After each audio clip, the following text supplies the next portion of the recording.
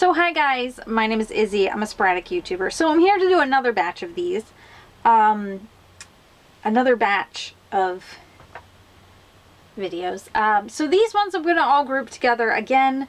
Some of the series I've been doing this, some of the romance series where it's like they're all set in the same world, but they're different love stories, so they're like interconnected, but they're not like consecular. Does that make sense? Consecular? Is that a word?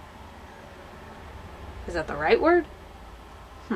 Anyway, yeah, some of them I haven't been, I've been doing separately because I actually have things to talk about. This series, this is just like the Spring Fever series that I talked about recently. They are tearing up that chair. I bought, so if we move, if things go finalized with this house, I bought, because we have very limited furniture, because we live in like a half a double, but it's not, it's basically like an apartment. It's pretty small. So we don't have a lot of like we have, you know, a couch, and I have one chair up here. I used to have two chairs, but one broke when I went to move the one time. Like the legs fell off. And I could have gotten new legs and put them on, but back then I'm like, fuck it, just leave it. But the cats have torn this chair up, so I got a cover for it. So we'll see how that works out, if it even works out. I would love to be that person who reupholsters the whole chair, but I'm not that guy. That seems like a project that I don't want to do, and it also seems like it would cost me more than the chair was worth, because the chair was like free. I got it like cheap somewhere, I forget even where. Which, buying furniture used is kind of weird these days because you don't know what you're gonna get. But anyway, the chair is torn up by them, but I still want to keep it because it's like my reading chair, but it's also torn up. So I'm thinking about, like I said, I got a cover for it, so we'll see. Hopefully the cover works. Anyway, I don't know why I got into this, because the cat was clawing at it. But yeah, I got a cover for the couch downstairs too, because Josh wants a big sectional couch at some point, but we can't afford that right away, so we're just gonna have to bring our couch, and then we'll go from there. But anyway, these books, these ones that I'm supposed to be talking about, this is the dark season. It is, like I said, it's the Spring Fever ones. It's just like those. The exact same author, exact same kind of stories. But these ones, instead of being set in spring, they're set in like winter. So they're all like cold settings. Excuse me, Aria. Oh, you're such a baby. I love you so much. I love you. I'm smushing you. I'm trying to annoy you so you just stop getting my yarn.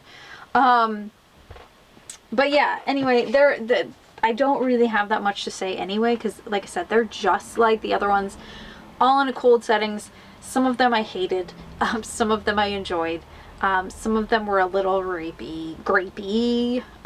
So if you have triggers, I don't think this lady's books are for you. But they are really quick. They were really quick, short palette cleansers, which, you know, sometimes your girl needs.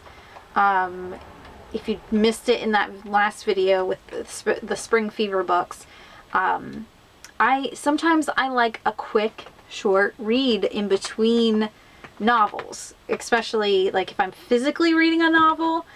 That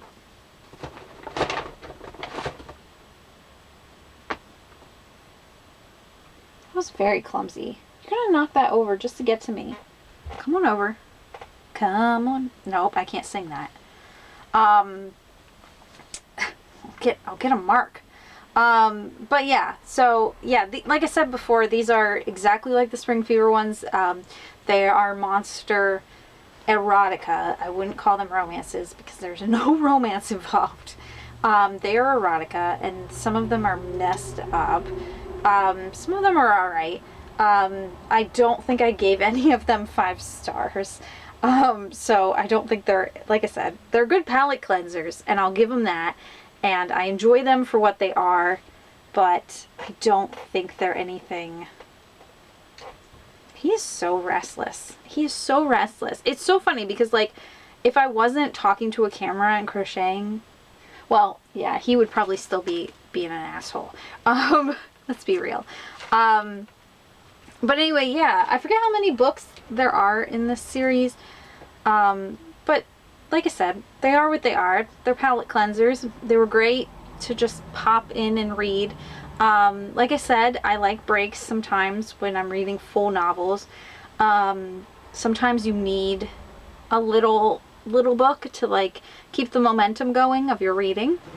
Not that it's like a sport or anything. You don't need to read.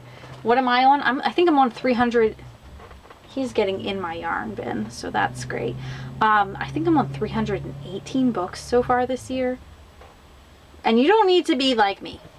I have no life outside of anything else. And reading is my escape, and the US has been a lot lately. So an escape has been needed. Oh, as I'm recording this, not as I'm uploading it, I'm sure, because it's got a few ahead of it. But it's Banned Books Week, so we love Banned Books Week. So even if you're watching this afterwards, read some banned books.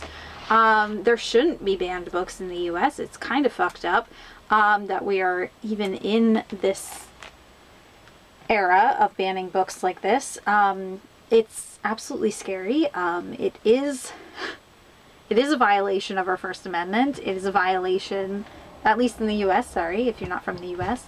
But you probably, I mean, you should care, I guess, what's going on here, because it might affect everywhere. But, not that we're the center of the world, but it's a lot of bullshit. Books shouldn't be banned. If you don't want your kid to read something, you should just be a better parent. That's my cup of tea. You should just be a better parent and monitor your kids' reading. That's your job. That's not our job.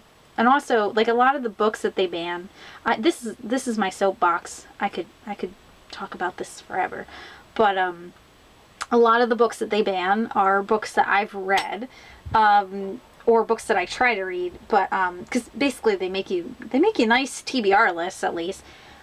But the majority of the books, the number one type of book that is typically banned is LGBTQIA+ books, and then the second one is books that deal with race, or sometimes just have black characters. Like, just have black characters. I'm not even kidding. I've printed off these lists that they make. I've watched so many videos of, like, them, of like school board meetings where people are arguing against these books, and it's especially, like, annoying to me when it's something that I've read and that I know is completely fine, and it's just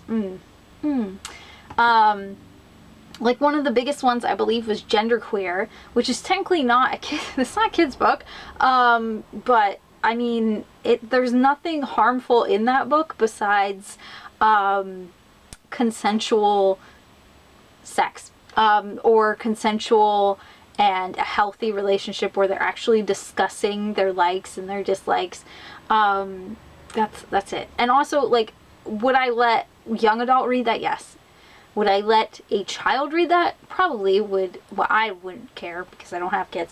But just monitor your fucking kids' readings. If there's something that you think is iffy, read it yourself and see if it actually is iffy, instead of, like, parroting whatever you see on the internet. Because some of y'all need to go touch grass, and it's concerning. And I think that's what is seriously wrong with the U.S. right now. I think a lot of us need to touch grass, and we need to start going out and actually talking with human beings and stop talking to people on the internet.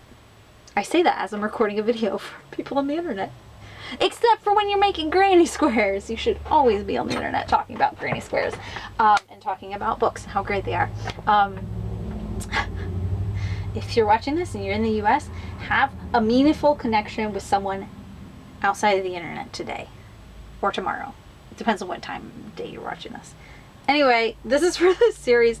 I didn't even talk about the colors. This one was red, black, gray, and white.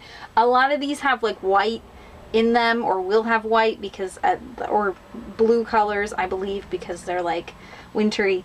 But there are 1, 2, 3, 4, 5. I think 5 books. I don't know. You'll see them here. Anyway, they're quick, fast reads. Whatever. You should care about banned books. That is the moral of this video. You should care about banned books. Because the people who are banning books, who are burning books, who are destroying books, they're not good people on the side, usually, in history. They're not good. Come on. Let me put down the scissors. It's dangerous. Yeah. Also, a thing I've been seeing a lot is on TikToks. I don't get on there that much because I have a time limit set on that thing, because otherwise I just scroll for hours and rot my brain cells. And again, you should go outside and touch grass. He cannot lay with me for more than 5 seconds lately. Restless. You're restless. What was I gonna say? Oh, people who people have been destroying their books. They do it every time that there's something that happens with an author on both sides. Like, everyone, I feel like there's people on both sides that do this, and it's so performative and weird to me to watch people destroy their own books that they paid for, that they own.